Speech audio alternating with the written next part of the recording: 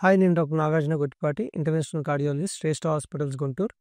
Last time మీకు promise చేసినట్టు మనకి వే ప్రోటీన్ గురించి ఒక సెపరేట్ వీడియో అడిగారు. సో, దాన్ని కొంచెం డీటెయిల్డ్‌గా మీకు ఏ అపోహలు ఉన్నా అన్నీ క్లియర్ అయ్యేటట్లు సింగిల్ వీడియోలో చేశాం. అసలు వే ప్రోటీన్ ఏంటి? మనకి వే ప్రోటీన్ అనేది మనకి పాలు. వే ప్రోటీన్ అంటే మనకేదో సింథటిక్ అది కాదు. Milk product. అంటే పాలలో నుంచి మనకి జున్నులాగా తయారు చేస్తాం గదా! తయారు చేసేటప్పుడు వచ్చే ఒక ముడి పదార్థమే వే ప్రోటీన్. అది లిక్విడ్ ఫామ్‌లో వస్తుంది ఫస్ట్. ఆ లిక్విడ్ ఫామ్‌ని వీళ్ళేం చేస్తారంటే ప్రాసెస్ చేసి కొన్ని ఎంజైమ్స్ అవి చేసి దాన్ని కొంచెం మనం ప్రాసెస్ చేసిన తర్వాత వచ్చే పదార్థం పౌడర్ పదార్థంలా వస్తుంది. దాన్ని వే కాన్సంట్రేట్ అంటారు. మార్కెట్‌లో దొరికే ప్రిడామినెంట్ మనకి వే కాన్సంట్రేట్. వే కాన్సంట్రేట్ ఏంటంటే దీంట్లో ప్రోటీన్ ఉంటది, ఫ్యాట్ ఉంటది. తర్వాత దీంట్లో మిగతా ప్రొడక్ట్స్ గూడా ఉంటాయి. సో, ఈ వే కాన్సంట్రేట్ దాన్ని మనం మళ్ళీ ప్రాసెస్ చేసి దాన్ని మనం ఐసోలేట్ అంటాం. అంటే దీంట్లో లాక్టోజ్ ఉంటుంది. అంటే పాలు తాగితే చాలా మందికి కడుపు ఉబ్బరంగా, కడుపు బ్లోటింగ్ సెన్సేషన్ వస్తుంది. దాన్ని లాక్టోజ్ ఇంటాలరెన్స్ అంటారు. సో, ఆ లాక్టోజ్‌ని తీసేయడం జరుగుతుంది. తీసేసి వే కాన్సంట్రేట్‌లో ఉన్న ఎక్సెస్ ఫ్యాట్‌ని తీసేసి మనకొచ్చే ప్రోడక్ట్‌ని వే ఐసోలేట్ అంటాం. ఇదంతా మనకి మెకనైజ్డ్‌గా మనకి ఇండస్ట్రియల్ పరంగా చేస్తాం. వే కాన్సంట్రేట్ నుంచి వే ఐసోలేట్ తయారు చేస్తాం. వే ఐసోలేట్ అనేది మనకి చాలా సేఫ్. ప్లస్ మనకి ఎంతవరకు అంటే ఒక యావరేజ్‌గా 1 స్కూప్‌లో 20-25 గ్రామ్స్ ప్రోటీన్ ఉంటుంది. అరౌండ్ 120-150 దాకా క్యాలరీస్ ఉంటాయి. మార్కెట్‌లో చాలా రకాల ప్రొడక్ట్స్ దొరుకుతాయి. Whey protein products. Depending on that మనకి వేరీ అవుతుంటుంది. సో, దీనివల్ల మనకి ఐసోలేట్ వల్ల మనకి ఆ బ్లోటింగ్ సెన్సేషన్ అది రాదు. ఇంకొక రకం ఉంది. మూడో రకం వే హైడ్రోలైజ్డ్. అదేం చేస్తారంటే ఇప్పుడు మనకి ఐసోలేట్‌నే వాళ్ళు ఎంజైమాటిక్ అంటే కొంత మనం తీసుకున్న తర్వాత అరగడం స్టార్ట్ చేస్తుంది గదా! అట్లా కాకుండా కొంతవరకు అరుగుదల ఉండే వే ప్రోటీన్‌ని తయారు చేస్తారు ఇండస్ట్రియల్‌గా. సో, కొన్ని ఎంజైమ్స్ వేసి. సో, మనకి తీసుకున్న వెంటనే ఫాస్ట్‌గా అబ్జార్బ్ అయిపోద్ది. ఇది మూడోది హైడ్రోలైజ్డ్.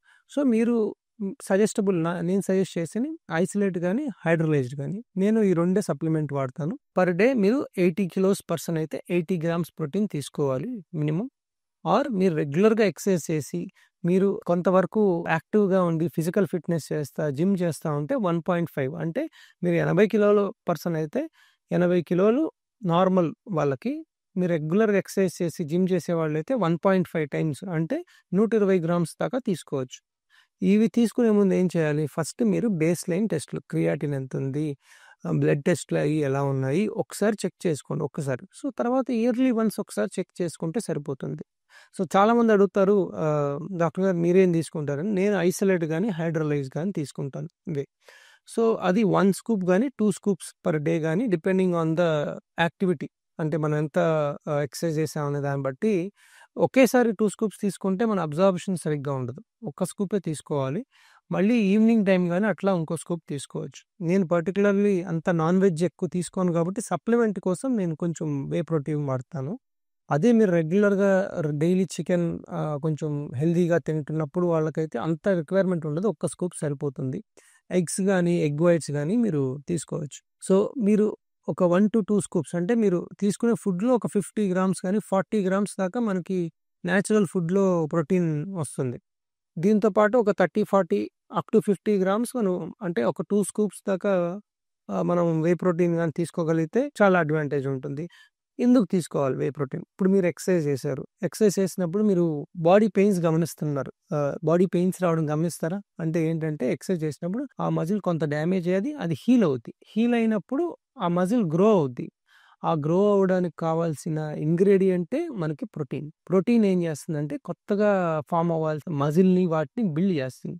అదే కాదు మన బాడీలో ఇన్‌ఫ్లమేషను లేకపోతే ఇమ్యూనిటీకి గూడా ప్రోటీన్ చాలా హెల్ప్ చేస్తుంది. మీకు దెబ్బ తగిలింది. గాయం మానాలి. ప్రోటీన్ కావాలి. ఇన్ఫెక్షన్‌లా వచ్చింది. మీకు ఆ ఇమ్యూనిటీ కావాలి. ప్రోటీన్ కావాలి. మీకు ఎక్సర్సైజ్ చేస్తున్నారు. మీకు మజిల్ పెరగాలి. ప్రోటీన్ కావాలి. అది మోతాదులోనే తీసుకోవాలి. ఏదన్నా ఎక్కువ తీసుకుంటే దాని సైడ్ ఎఫెక్ట్స్ ఎక్కువొస్తాయి. ప్లస్ మీరు వే అనే కాదు. ఇప్పుడు క్రియాటిన్ సప్లిమెంట్ అనే కాదు. ఏ సప్లిమెంట్ తీసుకున్నా హైడ్రేషన్ చాలా ఇంపార్టెంట్.